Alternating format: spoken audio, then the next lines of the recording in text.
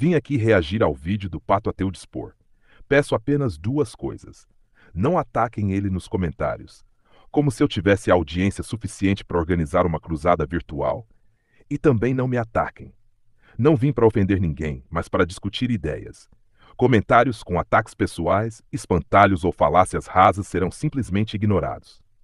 Vamos ao conteúdo. Do Gesliano, que o título é. Deixa eu pegar o título aqui. A evolução não contradiz a Bíblia. Pelo título, tá tudo bem. Tá tudo bem mesmo, até porque elas se encaixam perfeitamente. A evolução realmente não contradiz a Bíblia, porque são coisas diferentes. A evolução nunca contradisse a Bíblia, até porque nada dessa teoria sequer pode sonhar em fazer isso. A evolução não só não consegue refutar a Bíblia, como só confirma o que ela disse muito antes de Darwin nascer. E se você não acredita em mim, eu vou te provar isso com teorias científicas, filosofia e com a própria Bíblia. Mas antes eu tenho que responder a pergunta mais importante da humanidade depois de por que ela não te ama, que é, se Deus criou tudo, como pode existir evolução? É simples, ele criou com a evolução. A resposta tá aí. Deus criou a evolução, então encaixa com. Então a Bíblia encaixa, então Deus encaixa com a evolução. Ele criou a evolução. Simples assim, era só falar isso que o vídeo tava perfeito. Mas ele vai enrolar pra defender outra coisa. Sim, seria fácil resumir tudo em uma frase, mas conclusões compactas, sem contexto, são retoricamente fortes e logicamente fracas. Eu poderia simplesmente dizer, você está errado. Mas isso não é argumento, é posicionamento. Se ele desenvolve raciocínio extenso, eu preciso responder no mesmo nível de detalhamento. Debate intelectual exige simetria argumentativa. Quem pergunta isso geralmente parte da ideia que Deus estalou os dedos e os humanos apareceram, mas cristãos sérios não acreditam que foi assim. C.S. Lewis, por exemplo, acredita que Deus criou tudo, porém, usou da evolução como método para as coisas. É o tal evoteísmo, e tá tudo bem o evoteísmo, tá? O importante é não negar a evolução. O Gesliano afirma que cristãos sérios não defendem uma criação mágica caricata. Ele cita C.S. Lewis, que sustentava que Deus poderia ter utilizado a evolução como método criativo. Chamar isso de evoteísmo é erro conceitual. No evoteísmo, Deus estaria subordinado ao processo biológico. Na teologia clássica, o processo biológico está subordinado à causalidade divina. Isso é distinção metafísica fundamental. Dizer que Deus não criou porque utilizou um mecanismo natural é como afirmar que um engenheiro não construiu uma máquina porque usou engrenagens em vez de mágica. O instrumento não elimina o agente, pressupõe o agente. Aceitar processo não significa negar autoria. Significa discutir o meio, não a causa primeira. Se desenvolverem, mas ele sempre teve no controle. É tipo um carro que tem piloto automático. Só porque o carro está dirigindo sozinho, não significa que o carro surgiu sozinho e que não tem ninguém por trás do volante. A própria teoria da evolução já aponta para um criador. As espécies evoluem de um jeito muito específico. Vamos lá, as espécies não evoluem para uma coisa específica. As mutações que as espécies têm, que os animais, que as plantas, que as bactérias, que os fungos têm, são aleatórias. Porém, o que não é aleatório é a seleção do ambiente. Você tem a mutação e aquela mutação vai ser favorável ou vai ser prejudicial ou vai ser neutra. E quem vai definir se isso vai continuar ou não é a seleção natural. Você tem um ambiente fazendo pressão para que aquela característica se mantenha ou não. Mas não existe um objetivo. Tanto que a gente não consegue prever como é que uma espécie vai estar daqui a milhões de anos. Não existe como você prever uma evolução. Correto. Mutações são aleatórias no sentido de não serem direcionadas às necessidades futuras do organismo. Mas aleatório em biologia não significa metafisicamente sem sentido. Significa apenas ausência de direção consciente no nível molecular. A seleção natural, por outro lado, não é aleatória. Ela é um filtro sistemático condicionado por leis físicas e ambientais. Se conseguimos prever tendências evolutivas ao modificar o ambiente, isso significa que existe regularidade estrutural. E onde há regularidade matemática e física, há inteligibilidade. A questão filosófica é: por que a realidade é inteligível? Isso não é uma pergunta biológica, é ontológica. Sobre objetivo, biologicamente não existe intenção consciente na evolução, mas existe teleonomia, sistemas orientados funcionalmente à sobrevivência. O Pato analisa o mecanismo. O Gesliano questiona a origem da racionalidade do mecanismo. São níveis distintos de explicação, físico versus metafísico. Previsibilidade evolutiva, sim. Conseguimos prever tendências gerais. Se o ambiente esquenta, características adaptativas ao calor tendem a se proliferar. Isso demonstra que a evolução opera dentro de limites estruturais impostos por leis constantes. A matéria não evolui arbitrariamente, ela responde a constrangimentos físicos. Isso revela a ordem. Exatamente para o que elas precisam. Tem Não, não é para o que elas precisam, não. Por exemplo, o Babirossa, que é um javali que tem o seu chifre ou o seu canino que penetra o crânio dele. E isso não tem, aparentemente, não tem função nenhuma, é prejudicial a ele. E se mantém justamente porque não impede que ele se reproduza. Se impedisse que ele se reproduzisse, seria descartada. Aquela espécie iria de Vasco, iria de Darwin. A espécie não evolui para o que precisa de forma consciente. Mas aqui é importante distinguir duas coisas: mecanismo biológico e leitura filosófica do mecanismo. Os caninos do Babirussa não são um erro inútil, são produto de seleção sexual. Permaneceram porque aumentaram sucesso reprodutivo. Agora, do ponto de vista católico, isso não enfraquece a fé, pelo contrário. A doutrina clássica nunca afirmou que Deus cria apenas por intervenções mágicas arbitrárias. Pelo contrário, desde São Tomás de Aquino, a tradição católica sustenta que Deus cria um universo com causas secundárias reais. Ou seja, a natureza possui dinamismo próprio, porque Deus quis um mundo que participasse de sua própria ordem. A seleção natural não compete com Deus. Ela é parte da causalidade criada. Deus não precisa substituir o processo. Ele é o fundamento do processo. psicólogos e filósofos como Carl Jung e Freud. Ô, Gerliano, você tá usando. Você tá usando. Psicanálise pra defender as ideias, velho. Psicanálise não vai utilizar psicanálise pra defender evolução ou pra defender alguma coisa assim, velho. Usa a psicanálise pra o que a psicanálise se propõe a fazer, pô. Se propõe a fazer, pô. Que criaram conceitos baseados em anos de estudo. Anos de estudo em psicanálise, não em evolução. Ele quer ser o fiscal da ciência, mas ignora que Freud e Jung não estavam explicando a mutação genética, mas sim a estrutura da psique humana que emergiu do processo evolutivo. Se a evolução moldou o corpo, moldou a mente e seus arquétipos. Negar o uso de conceitos psicológicos para entender o comportamento de uma espécie evoluída é, no mínimo, falta de visão E sistêmica. diz que se coincidências se juntam para algo muito específico, provavelmente não é só coincidência. Mas não tem esse algo específico, não existe essa linha específica, não existe esse caminho que a evolução segue. Ele afirma categoricamente: não existe algo específico, não existe esse caminho que a evolução segue. Aqui ele bate na mesa com a mão vazia. Ele confunde a ausência de um plano consciente com a ausência de ordem. A evolução não é um caos absoluto. Existe a convergência evolutiva.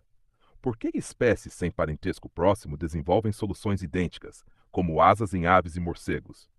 Porque o ambiente impõe uma lógica física. Se existe uma lógica física constante, existe um caminho de menor resistência. Chamar isso de puro acaso sem direção é ignorar a física. E tem uma mente pensante por trás. Olha o caso da evolução do ornitorrinco, por exemplo, meu brother. Perfeito, o ornitorrinco é perfeito porque o ornitorrinco e as equidnas são um dos poucos monotremados que sobreviveram. A maioria dos parentescos deles já foram de Darwin. Existe o ornitorrinco e algumas equidnas só, que são monotremados. Então, o ornitorrinco e os monotremados são a definição perfeita do porquê a evolução não tem um objetivo em si. Porque todos os outros monotremados, com exceção ao ornitorrinco e as equidnas, já se foram. Isso acontece com várias outras espécies. A maioria das espécies que já viveram já chegaram na extinção delas. Olha esse bicho, cara. Maluco, além de parecer um castor em Um ornitorrinco? forma de um pato muito louco, ainda usa chapéu e Perry, o ornitorrinco? O pato diz que o ornitorrinco prova que a evolução não tem objetivo porque os parentes dele foram extintos. Que lógica de quinta categoria é essa? Se o bicho é o único que sobrou, isso não prova o caos, prova a precisão do design dele. O ornitorrinco é uma máquina ultra especializada. Tem eletrorecepção no bico, bota ovo e produz veneno. Chamar um Frankenstein funcional desse de acaso é ignorância. Se o bicho sobreviveu onde todos os outros falharam, é porque ele não é um erro, é um acerto milimétrico. O pato confunde ser bizarro com ser aleatório. O bicho é um código complexo que funciona.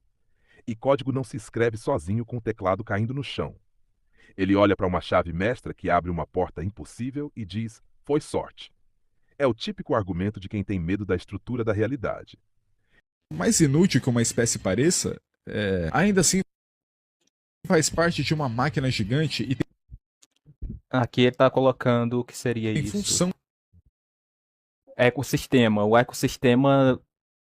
Vamos lá. Imagine que você tem um ecossistema que ele tem todos esses animais aqui e chega uma espécie invasora, um novo predador que acabe, por exemplo, com os urubus. Os urubus vão ser predados e o ecossistema provavelmente vai mudar. Porém, o ecossistema não vai deixar de existir. Não é porque existe um ecossistema da forma que ele não poderia ser de outro jeito. O ecossistema é do jeito que é porque se adaptou para ser assim. Porque as espécies que estão lá funcionam muito bem naquele ecossistema. Novamente, ele está inventando um objetivo, sendo que esse objetivo não existe. O objetivo da evolução não é que aquele ecossistema seja daquela forma. Aquele ecossistema é daquela forma porque a evolução permitiu que fosse daquela forma. Se a evolução tivesse colocado a evolução não como um ente, tá? Se por acaso alguma outra espécie tivesse naquele ecossistema, o ecossistema mudaria e tomaria outra forma. Ele não deixaria de existir. O pato tenta usar o ecossistema para provar o caos, mas acaba provando a própria confusão mental. Ele diz que se um predador extinguir os urubus, o ecossistema se adapta e continua existindo. Logo, não tem objetivo. Que argumento raso. Ele confunde resiliência com falta de projeto. O ecossistema não é um amontoado de bichos, é uma rede de funções.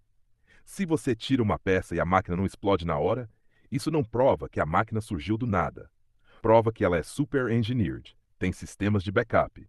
Ele diz: o ecossistema é assim porque se adaptou. A tautologia favorita do ateu. É assim porque funciona, e funciona porque é assim. Ele ignora que para haver adaptação precisa existir uma lei de organização prévia.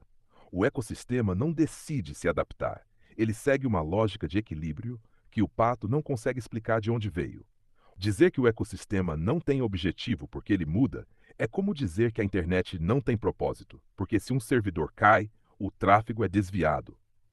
O pato olha para o sistema de segurança da vida e chama de coincidência. Ignorância pura, pois ele trata a evolução como um porteiro que decide quem entra e quem sai da festa, mas nega que exista uma regra para a festa acontecer.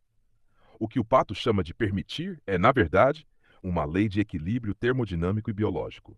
Se o ecossistema fosse um caos sem objetivo, a extinção de uma peça-chave geraria um efeito dominó que fritaria tudo. Mas o que a gente vê? Homeostase. O sistema se autorregula. Chamar isso de falta de objetivo é o mesmo que olhar para um software que corrige bugs automaticamente e dizer: não tem programador, o código se conserta sozinho. O pato não entende que a capacidade de adaptação é o maior nível de engenharia que existe. Um sistema que se molda para sobreviver não é prova de acaso. É prova de uma lógica de preservação da vida que está impressa na raiz da realidade. Ele tenta usar a flexibilidade do ecossistema para esconder a complexidade do motor. É como dizer que um GPS não tem destino, só porque ele recalcula a rota quando você erra o caminho. Para manter tudo isso aqui funcionando. Deus poderia sim só ter criado Adão e Eva. Ele pode fazer coisas sobrenaturais. Outro detalhe aqui que eu queria colocar é como é que ele responderia à questão de Adão e Eva não serem os primeiros humanos. Porque assim, a evolução acontece com vários grupos de indivíduos e não somente com dois indivíduos. Então, não sei se ele interpreta de forma literal, né? Porque pelo menos a Igreja Católica já deixou a ideia de monogênese, monogetria, a ideia de que a gente vem somente de dois seres, já deixou de lado, se não me engano, já deixou. O Gesiano, não sei, e tudo bem que ele é recém-convertido, pelo que me falaram, mas eu queria saber muito como ele responderia como ele iria responder à ideia de que a evolução demonstra que os seres humanos não vêm apenas de dois indivíduos, e sim de um grupo enorme de indivíduos. O pato afirma que evolução ocorre em populações e que Adão e Eva seriam um mito biológico.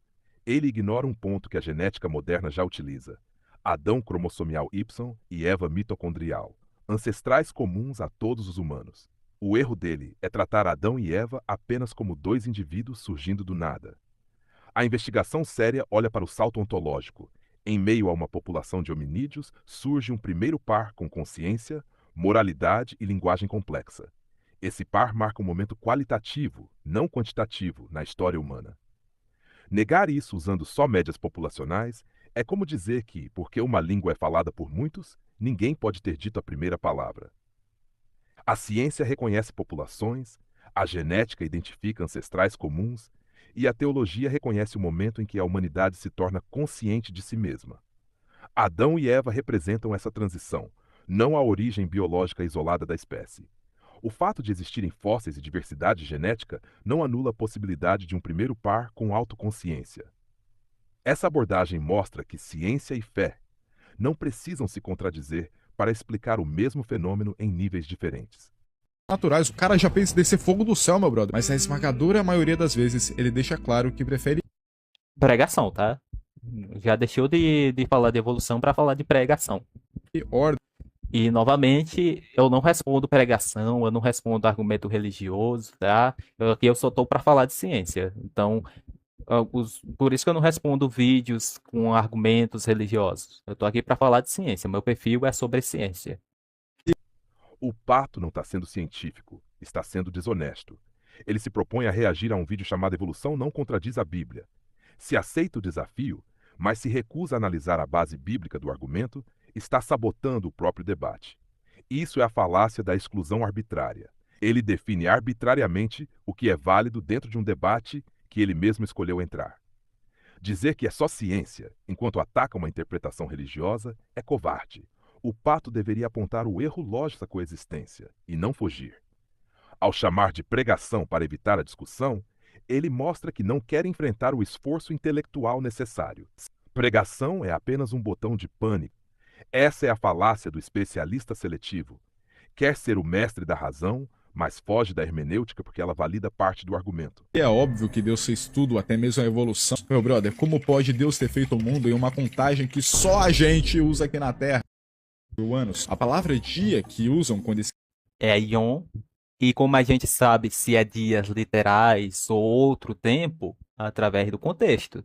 Leia o contexto que você vai ver se está falando de dias ou não. Mas ele pegou o contexto? Porque em 6 dias o Senhor fez os céus e a terra, o mar e tudo o que neles há. Mas no 7º dia descansou. Por isso o Senhor abençoou o dia de sábado e o sacrificou.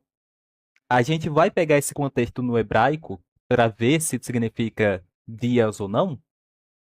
A gente vai fazer isso, Gerliano? Eu não vou porque eu não tô ligando muito para argumento religioso, tá? Aqui, ele dá a pá de cal na própria credibilidade como um investigador. Sugere que a gente vá ao texto, mas se recusa a fazer o trabalho. Por quê? Porque se ele abrir o dicionário de hebraico bíblico, o argumento de que a Bíblia contradiz os milhões de anos da evolução desmorona em segundos. O termo Yom, no contexto do Gênesis, descreve ciclos. O próprio texto diz que o dia existia antes do Sol ser criado como balizador de tempo, 24 horas. Ou seja, o autor já sabia que não estava falando de um dia solar literal. O pato é seletivo. Quer que você acredite que a Bíblia é um livro de contos de fadas literalista, só para chamá-la de mentira. Quando percebe que a tradução real, Yom, era a época, alinha o texto sagrado com a cronologia científica, ele foge dizendo que não liga. Isso é preguiça intelectual estratégica. Ele não quer a verdade. Quer manter a narrativa de que religião e ciência são inimigas. Ele manda você pesquisar porque sabe que, se mostrar o resultado, vai dar razão ao Gesliano. Prefere posar de cético superior do que admitir que um texto de 3.000 anos usou uma terminologia compatível com a escala geológica. Escrevem lá em Gênesis, vem do hebraico Ion, que pode sim significar um dia de 24 horas, mas também pode significar épocas, um tempo indefinido. Fora isso, considera também que Deus está além do tempo, ele criou o tempo.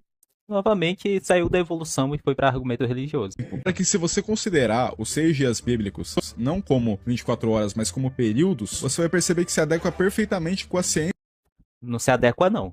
quando se trata de ordem cronológica. Na Bíblia diz que a primeira coisa que surgiu foi uma imensa luz. Na verdade, não, né? O que vem primeiro ali é as faces das águas do abismo. A água vem primeiro e depois que vem o haja luz. Mas mesmo que fosse a primeira coisa, o Big Bang não é a luz que vem primeiro. A luz só se propaga do universo muito depois do início da expansão, porque a estrutura do universo no seu início não permitia essa propagação de ondas eletromagnéticas. Isso só vai ser depois. Aqui ele está sendo literalista de conveniência para forçar um erro. O estado caótico versus o ato criativo. O Gênesis começa descrevendo um estado de caos e vazio, e águas tenebrosas. Isso não é a criação, é a descrição do nada ordenado. O primeiro ato de criação, o clique inicial, é a luz. 2. O fato científico. O Pato diz que isso não bate com o Big Bang. Errado. O Big Bang é justamente a transição de um estado de densidade infinita para uma expansão de energia, luz. Se as águas do Gênesis representam o plasma primordial ou o caos pré-ordenamento, a Bíblia está descrevendo exatamente o que a física diz. A ordem, luz e energia surge para organizar o caos. 3. A hipocrisia.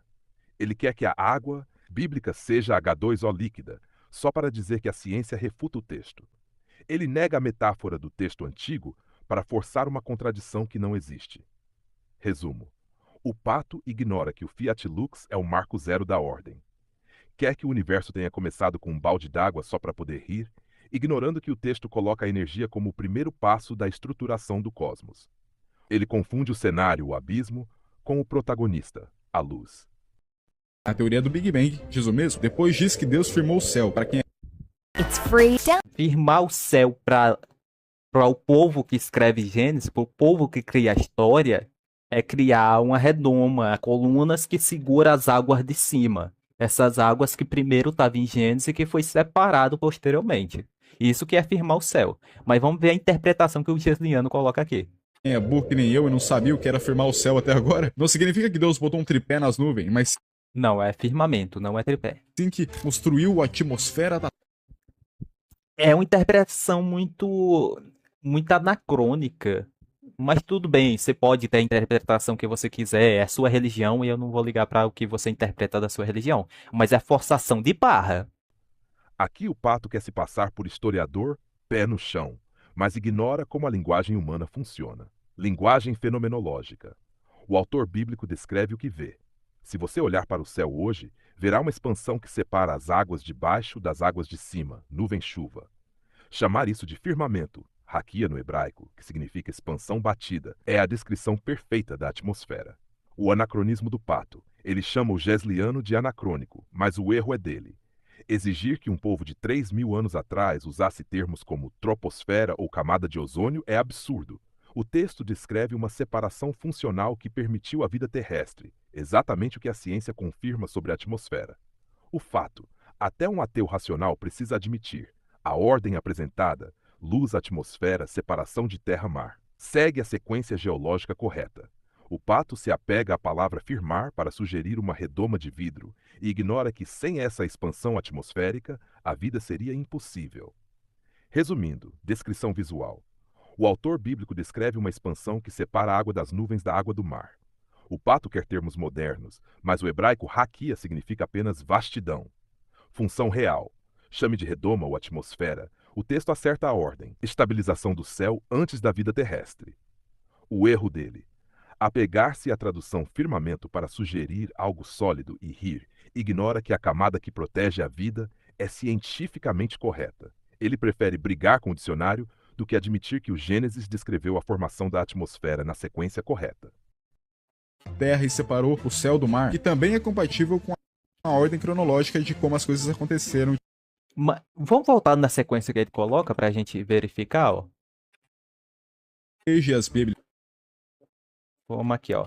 não como Primeiro você tem a separação dos céus, ok. A gente pode interpretar dessa maneira. Aí depois tem a 24 separação horas, das mas águas como do céu. Depois Deus separa a terra do mar e cria a vegetação.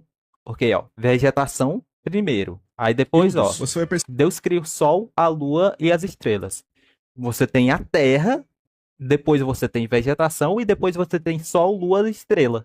Não bate com a realidade. Por quê? Porque a terra é mais antiga que o sol, a terra é mais jovem que o sol, a lua é mais jovem que o sol e o sol é mais antigo que tudo isso, é mais antigo que a vegetação, é mais antigo do que qualquer coisa que venha depois disso. Então, primeiro então o Sol teria que vir antes da Terra, teria que vir antes da separação das águas, teria que vir antes do firmar o céu.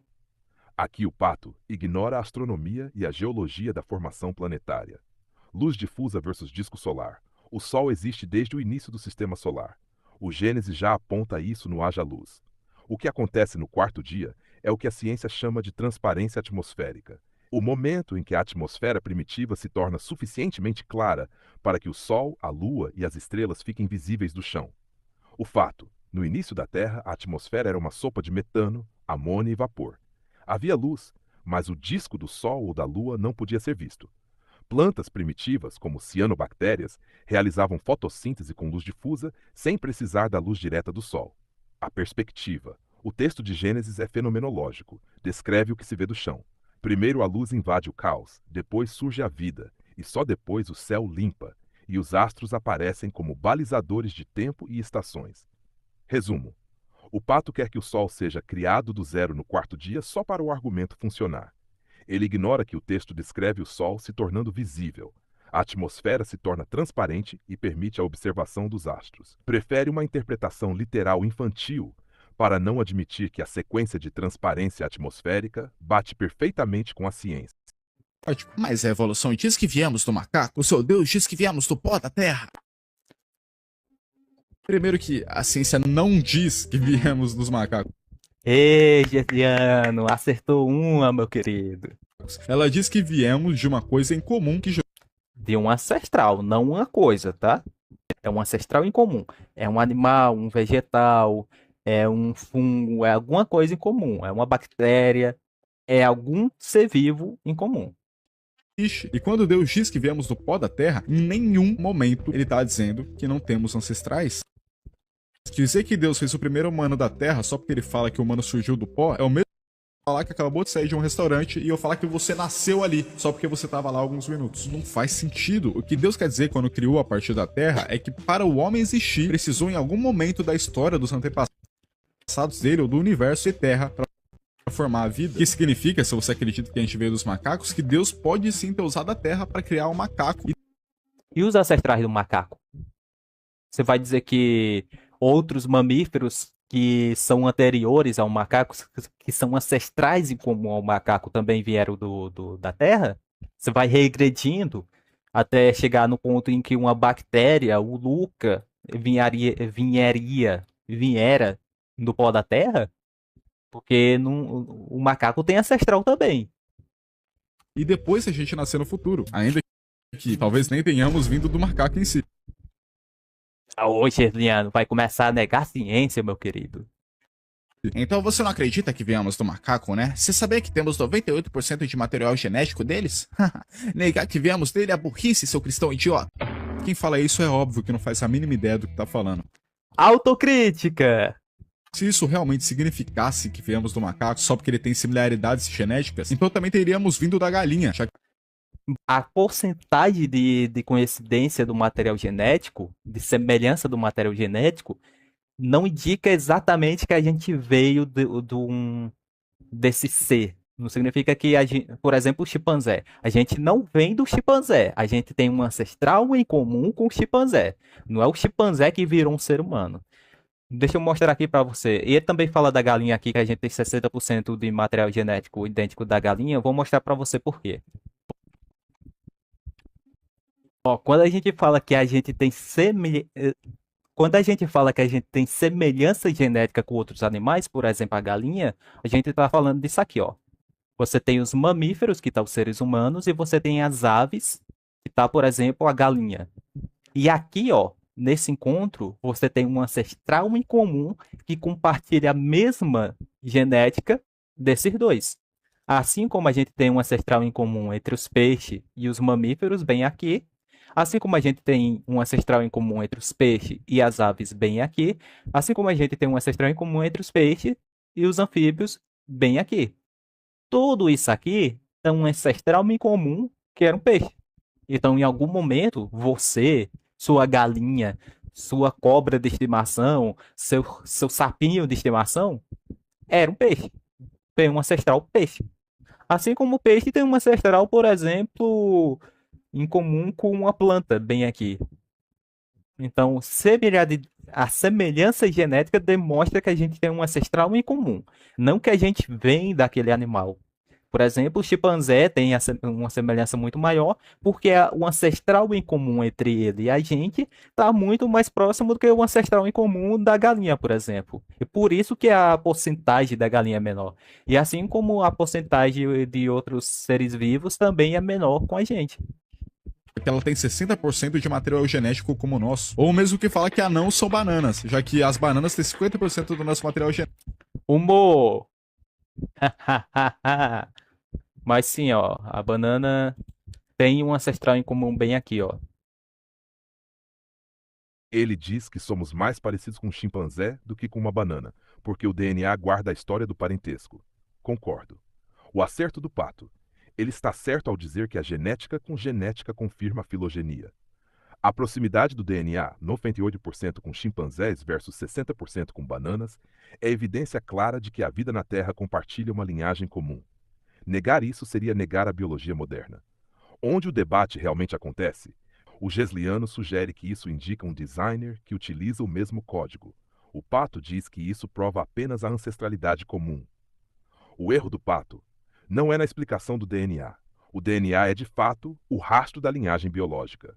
O problema é ele pensar que esse fato refuta o catolicismo, ignorando que a interpretação de que esse código pode ter sido projetado é uma questão filosófica, algo que a biologia sozinha não resolve. Genético. A banana pode ser um anão, entendeu? É metade do humano. Foi uma piada. Não importa o que você faça, nada vai provar que Deus realmente nos criou e que a Bíblia apoia a evolução. Beleza, mas quando Você pode ter argumentos para isso, mas não vai ser na ciência que você vai encontrar. Não vai ser com esses argumentos besta que você vai encontrar. Deus diz que viemos do pó da terra, o que é literalmente confirmado. A primeira vez que eu vi esse vídeo, eu pesquisei isso aqui, ó, e eu vou pesquisar novamente para vocês, ó. Cientistas apontam que a origem da vida pode estar no barro. Igreja Metodista. Pode observar, ó. Tem um geral aqui, ó. Dezembro 18. A imagem que ele utilizou anteriormente, ó. É o mesmo local, ó. Dezembro 18, geral. Ele tá tirando literalmente da Igreja Metodista. E o que é que a matéria fala? Desse cientista aqui, Dan Lu, que ele fala sobre tipos de argila que facilitam a formação de moléculas orgânicas que tornam possível a vida do planeta. Isso aqui é o que o pessoal fala sobre catálise em microforos. Acho que é isso, se não me engano é isso. Que o pessoal que estuda a origem da vida fala sobre a possibilidade maior, o fator de seleção sobre a origem da vida. Isso não significa que a gente vem do barro, não, novamente. Isso significa que existem alguns materiais, algumas coisas baseadas em silício que facilita que a formação dessas moléculas orgânicas aconteça de uma maneira mais fácil. Isso só favorece o fato de que a vida surgiu naturalmente, sem necessidade de terceiros agentes. Galera, vamos ser honestos. O Gesliano errou na fonte. Se você vai debater com um ateu, não leva site religioso, leva o artigo científico original. Ao usar o site católico, o Gesliano acabou dando munição para o pato. Mas olha a malandragem do pato. Ele admite que a pesquisa de Cornell sobre a argila existe, mas tenta invalidar o argumento só porque o Gesliano leu isso num site católico. Pato, pensa comigo. Se a informação é verdadeira, o que importa se saiu num site católico ou na revista Recreio? Você está atacando o mensageiro porque não consegue refutar a mensagem. A vida veio do substrato mineral. Tomado pelo cientista Dan Lu e pela Universidade de Cornell. Realmente foi preciso de uma espécie de terra. Agora vamos ver isso aqui, ó. Moldar barro e soprar vida. Tirou do meio bit. Essa é a fonte dele. E o que é que está falando? Está falando sobre essa instituição aqui, que utiliza nanoplaquetas de silicato sintético. Não barro. Silicato sintético. Que é uma plaqueta que você vai colocar em uma cultura e as células troncos que você colocar nessa cultura vai se transformar em células ósseas. Simples assim. Tem nada a ver com barro, tem nada a ver com a origem da vida, tem a ver com a formação de células ósseas a partir de células tronco em cima de uma nanoplaqueta de silicato sintético. Aqui o Pato foi ou muito burro ou muito desonesto. Ele diz que silicato não tem nada a ver com barro. Pato, do que você acha que a argila é feita? É silicato. Ele tenta separar os nomes só para ridicularizar a Bíblia, mas a ciência que ele diz defender usa justamente esses silicatos para explicar como a vida surgiu do que ele chama de nada. Ele admite a função do material, mas nega o nome barro só por birra ideológica. É o ápice da desonestidade intelectual. Terra, barro, na hora da formação da vida dos animais. E quando os cientistas literalmente disseram que a vida na Terra é extremamente rara? E cientista. Porque a vida na Terra é abundante. Em qualquer lugar que você vá num planeta, dificilmente você não vai encontrar algum tipo de vida. Então, a vida na Terra é abundante. Mas a vida no universo não é, porque vida é uma coisa rara. Já que literalmente tudo que aconteceu na história do universo parece resultar para ter você aqui vivo. Não é minimamente. Várias extinções em massa, vários ancestrais hominídeos que faleceram, que foram de Darwin ao longo da história. É uma sorte você estar aqui. Porque dentro de várias espécies você sobreviveu. Por quê? Porque você se adaptou melhor. Sua espécie, Homo sapiens, se adaptou melhor que outras. Se tivesse um Neandertal vivo ainda aqui, não tivesse sumido, provavelmente ele pensaria o mesmo que você. Mas o Neandertal não foi de Vasco. Se ele ainda estivesse vivo, ele teria capacidade lógica suficiente para pensar. Pô, que sorte que a gente sobreviveu, hein? Você não é o único hominídeo que existiu, não, tá? Longe disso. Você não foi a única espécie que tem capacidade de formular pensamentos lógicos. Não é a única espécie que tem capacidade de ter ego suficiente para achar que é especial. Estranho? Isso é só alguma das evidências de que a vida humana surgiu a partir do que foi falado na Bíblia. Como eu já disse, nem mesmo a própria teoria da evolução pode ser aleatória. Na própria história de Noé mesmo, Deus diz para ele escolher um casal de uma única. E, novamente, ele deixou de falar de evolução. Mas se for considerar um casal de cada espécie, você teria registro desse gargalo genético que existiria, você teria registro de fósseis no mesmo período, você não tem nada disso. Você não tem a história de Noé sendo provada de nenhuma maneira e é facilmente refutável, como eu já fiz em outro vídeo reagindo ao Gesliano, que em qualquer área da ciência o dilúvio é impossível. Ele entra em uma parte bem polêmica, o dilúvio. O Pato tenta usar a geologia para dizer que é tudo impossível e que a arca não faz sentido. Então, se quiserem que eu reaja ao Pato tentando refutar o dilúvio, o esquema é o seguinte. Comenta aí embaixo. Hashtag dilúvio. Mas calma, se tudo isso é verdade, por que todos os cientistas não só simplesmente acreditam em Deus? Porque o argumento é ruim? Porque pessoas têm visões perante a religião de maneiras diferentes?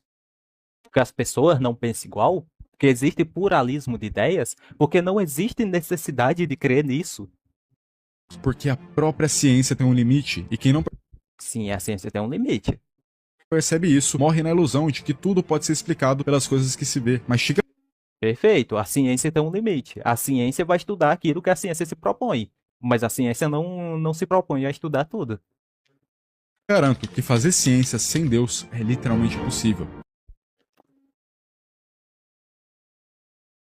Aristóteles, antes mesmo de Jesus nascer, já falava sobre isso. Tudo que você pode conhecer, tocar e ver, de algum jeito precisa de outra coisa, né? Perfeito. Causalidade, um argumento aristotélico que vai funcionar muito bem dentro da filosofia. Mas isso não tem nada a ver com a evolução, tá?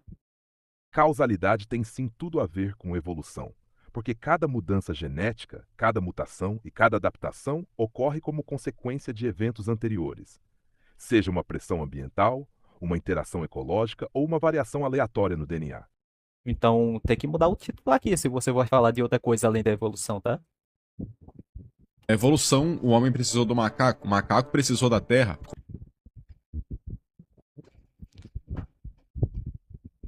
Como eu já provei. E se Provou pra cá! Provou pra caramba. Provou muito, viu? Ficou bem claro que você provou. a gente continuar indo pra trás, você vai ter que se ligar que para existir Ok, é causalidade novamente, mas dentro da evolução você consegue mapear toda a necessidade que você tem. Se você quiser utilizar esse argumento para dizer que o universo necessitou de um ser metafísico, beleza, mas para a evolução não vai funcionar. que deixam de crer em Deus por conta da evolução são uns boboca, porque Concordo. Aqui ele está dando novamente argumentos religiosos e saindo da evolução, então provavelmente eu vou pular essa parte. se você acredita na teoria da evolução, você tem que explicar o porquê. Não, não precisa explicar o porquê, precisa explicar como. Porque é uma teoria da ciência. A ciência explica como as coisas acontecem. O porquê acontece, o motivo pelo qual acontece, não é função da física, não é função da biologia, não é função de nenhuma ciência. A ciência vai explicar o como, não o porquê. Vai utilizar outras coisas para explicar o porquê, não a ciência. O próprio nome já diz que é uma teoria. Teoria científica, não uma teoria. Não é só uma teoria. Ao menos que você ache que a teoria da gravitação universal seja só uma teoria, que a gravidade seja só uma teoria. Não, teoria científica é muito bem embasada, teoria científica possui provas, teorias científicas são testáveis.